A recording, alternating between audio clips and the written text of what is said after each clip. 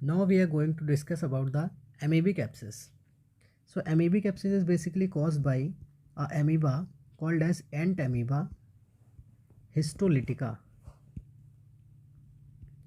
ant amoeba histolytica, इसकी pathology की बात करेंगे किस तरह से आखिर बॉडी में आता है। तो it comes from contaminated food. ठीक है, कंटामिनेटेड फूड से ये हमारी बॉडी में आता है, स्पेशली जो food contaminated with faeces. Okay, faecal matter से कंटामिनेटेड फूड जब बॉडी में आता है, बॉडी में आने के बाद जाता है कीकम में। कीकम से फिर ये वापस लीवर में जाता है थ्रू पोर्टल वेन। बताया था मैंने ऊपर भी, पोर्टल वेन से ये जाता है। पोर्टल वेन है और पोर्टल वेन से जाता है और पोर्टल वेन से सीधे लीवर में जाता है। इसके बाद लीवर में आने के बाद ये फर्दर जा सकता है कहीं भी, like lungs, like brain, like heart और पेरिटोनियल एरिया में भी जा सकता है, और यहाँ पर जा कर के ये इन्फेक्शन कॉज करता है। अगर हम एमीबिक एब्सेस के सिम्टम्स की बात करें तो सिम्टम्स इसमें basically same as that of pyogenic abscess रहते हैं। ठीक है, मतलब जो मैंने बताया था कि वो सब में सेम रहता है इन्फेक्शन के symptoms, like fever, nausea, vomiting, anorexia, weight loss etcetera etcetera, वो सब सेम रहेगा। जो एक्स्ट्रा सिम्टम्स यहाँ पे अपने को दिखेंगे वो रहेंगे डायरिया। ठीक है, क्योंकि यहाँ पर कीकम का इन्वॉल्वमेंट है, तो एक तरह से हम दिमाग लगा सकते हैं कि यहाँ पर डायरिया आएगा। देन इसके बाद मैंने बताया था लंग्स, अगर लंग्स इन्वॉल्व हो रहे हैं तो कफ रहेगा। ठीक है, कफ में भी एंकवी पेस्ट लाइक रहता है। ठीक है, मतलब कि एक ब्राउनिश पेस्ट होता है एंकवी पेस्ट, उसके जैसा कफ आता है। और साथ में इसमें ब्रोंकोप्लूरल फिस्टुला के भी कॉम्प्लिकेशंस रहते हैं। बात करें अगर हम इन्वेस्टिगेशन की, तो इन्वेस्टिगेशन भी सब कुछ सेम रहती है as that of pyogenic abscess. इसमें भी मैंने बताया था CT scan, USG etcetera etcetera, chest X ray. ठीक है, तो ये सब रहेगा। साथ में इसमें स्टूल माइक्रोस्कोपी की जाती है। ठीक है, और सीरोलॉजी टेस्टिंग भी की जाती है। नाउ अगर हम इसमें ट्रीटमेंट की बात करें तो क्योंकि हम जानते हैं यहाँ पर एक प्रोटोजोआन इन्वॉल्व है। ठीक है, तो प्रोटोजोआन की वजह से यहाँ पर हम इसको पेशेंट को मेट्रोनिडाजोल वगैरह वगैरह प्रेफर करते हैं, और 90% केस में ये मेट्रोनिडाजोल इफ़ेक्टिव रहता है। जो बचे हुए 10% केस हैं उसमें हम सर्जरी प्रेफर करते हैं। Okay, that's all about amoebic abscess.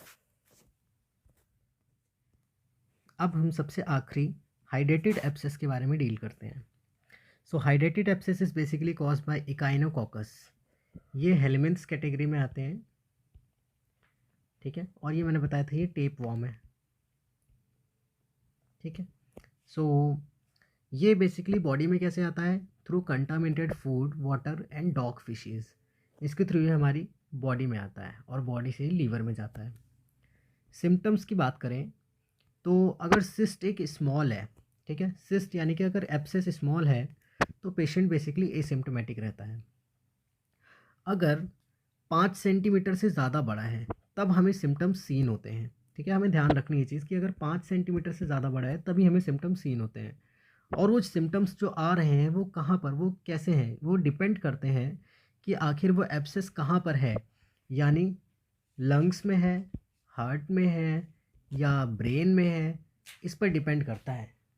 और हाउ बिगर इट इज़, मतलब कितना बड़ा है, इस पर भी डिपेंड करता है। ठीक है, तो चलिए एक एक करके हम अगर डिस्कस करें कि अगर उसकी लोकेशन लीवर है तो हमें सिम्टम्स क्या दिखेंगे। हमें सीखेंगे राइट अपर क्वाड्रेंट में पेन। ठीक है, pain in right upper quadrant and साथ में जॉइंडिस। नेक्स्ट अगर हम बात करें कि ये अगर लंग्स में आ गया है एब्सेस, अगर एब्सेस लंग्स में प्रेजेंट है तो पेशेंट को कफ, साथ में हिमेप्टेसिस यानी कि ब्लडी वॉमिटिंग। ठीक है, ब्लडी वॉमिटिंग और साथ में प्लूरल इफ्यूज़न, ये हमें सीन होगा। इसके बाद अगर यही पेशेंट के हार्ट में आ गया है तो मे भी यहाँ पे चांसेस हैं पेरिकार्डियल इफ्यूज़न हो जाए। और अगर सेम सिम्टम्स हमारे ब्रेन में आ जाए या स्पाइन में आ जाए तो न्यूरोलॉजिकल डिजीज़ेस हो सकती हैं। तो ये था हमारा लोकेशन वाइज सिम्टम्स कि अगर यहाँ यहाँ एब्सेस हो जाए तो क्या क्या डिजीज़ हो सकती हैं। Now coming to the next, that is our investigation. Investigation में हमारा serology, ultrasound, CT scan, MRI सब कुछ सेम रहेगा, मतलब ऐसे जैसे हमारा पायोजेनिक था, एमीबिक था, उसी तरह यहाँ पे सेम रहेगा। बात करें अगर हम इसमें ट्रीटमेंट की, तो क्योंकि हमें पता है यहाँ पर हेलमिंथ है तो हम यहाँ एंटी हेलमिंथ ड्रग को यूज़ करेंगे, दैट इज़ एल्बेंडाजोल और मेबेंडाजोल एट्सेट्रा। ठीक है, इनका यूज़ करेंगे। अगर इससे फ़र्क नहीं पड़ रहा है कुछ खास तो हम यहाँ पर एक थेरेपी का यूज़ करेंगे, that is our PAIR. PAIR का मतलब होता है यहाँ पर पंचर, एस्पायरेट,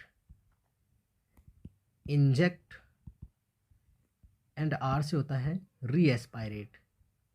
पर पेयर करेंगे अगर हम तो इसमें कॉम्प्लिकेशन आता है, दैट इज़ पेशेंट में गो टू एनाफाइलेक्टिक शॉक। ठीक है, तो हमें इस चीज़ का ध्यान रखना है कि अगर हम पेयर कर रहे हैं तो पेशेंट को एनाफाइलेक्सिस हो सकता है। Anaphylaxis is actually A severe allergic condition. ठीक है, रिएक्शंस, एलर्जिक रिएक्शन होता है, सीवियर होता है, पेशेंट को डेथ भी हो सकती है इसकी वजह से। और एट लास्ट अगर इन सबसे भी ट्रीट नहीं हो रहा है तो हमारा फाइनल प्रोसीजर होता है, दैट इज़ सर्जिकल रिसेक्शन।